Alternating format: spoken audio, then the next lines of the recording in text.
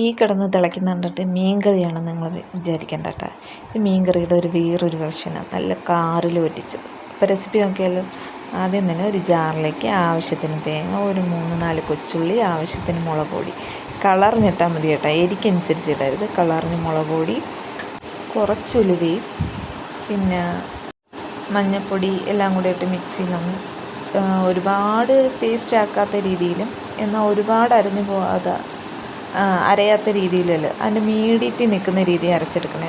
ഇതുപോലെ. എന്നിട്ട് ഒരു തക്കാളി, പച്ചമുളക്, ഞാൻ വേണമെങ്കിൽ ഇവിടെ വടക്കം പുളി ഇടാം, അല്ലെങ്കിൽ പച്ചമാങ്ങ ഇടാം. ഞാനിവിടെ നല്ല പച്ചമാങ്ങയാണ് ഇടുന്നത്. നമ്മൾ കുഞ്ഞൻ കാരലും കൂടെ ഇട്ട് ഒന്ന് മിക്സ് ചെയ്യണം. മിക്സ് ചെയ്യുമ്പോൾ മീനൊന്നും പൊടിഞ്ഞു പോകരുത്.